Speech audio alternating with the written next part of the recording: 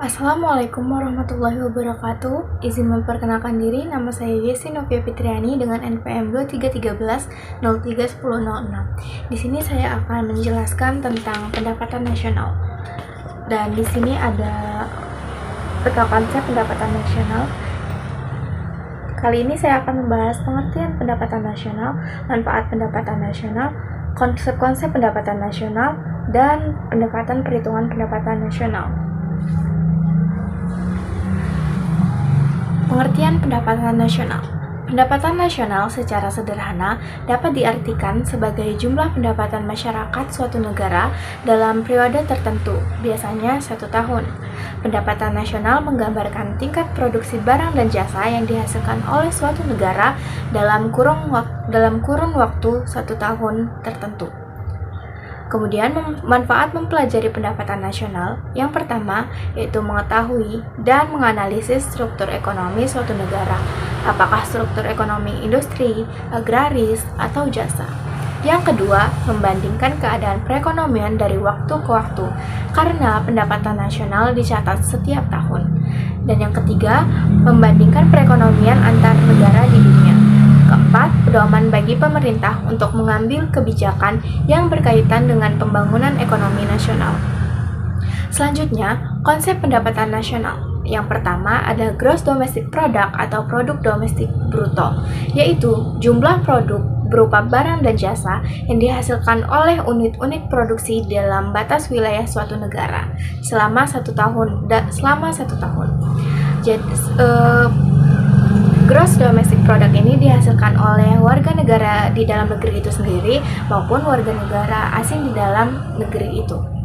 Yang kedua, gross national product atau produk nasional bruto, yaitu jumlah seluruh produk barang dan jasa suatu negara dalam 1 tahun, yang meliputi barang dan jasa yang dihasilkan oleh seluruh warga negara, baik yang berada di negara itu sendiri maupun yang berada di luar negeri. Selanjutnya ada net national product atau produk nasional bruto, yaitu nilai pasar barang dan jasa yang dihasilkan dalam 1 tahun. Selanjutnya ada net national income atau pendapatan nasional bersih. Dapat dilihat dari 2 sisi, yaitu yang pertama dari sisi pendapatan, yaitu pendapatan yang dihitung menurut jumlah balas jasa yang diterima oleh masyarakat sebagai pemilik faktor produksi. Yang kedua, dari sisi produksi, yaitu sejumlah nilai bersih barang dan jasa yang dihasilkan oleh suatu negara. Selanjutnya ada personal income atau pendapatan perorangan, yaitu seluruh pendapatan yang benar-benar diterima oleh masyarakat. Jenis pendapatan yang tidak termasuk dalam pendapatan nasional merupakan pendapatan pribadi. Selanjutnya ada pendapatan yang tergolong dalam pendapatan nasional tetapi tidak termasuk sebagai pendapatan pribadi. Yang pertama, keuntungan perusahaan yang tidak dibagikan. Yang kedua, pajak yang dikenakan oleh pemerintah atas keuntungan perusahaan. Yang ketiga, kontribusi yang dilakukan oleh perusahaan.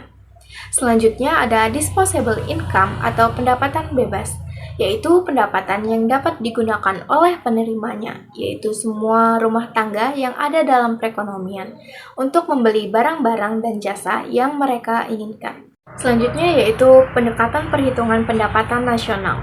Ada 3 perhitungan pendapatan nasional. Yang pertama ada pendekatan pendapatan, yang kedua ada pendekatan pengeluaran, dan yang ketiga ada pendekatan produksi.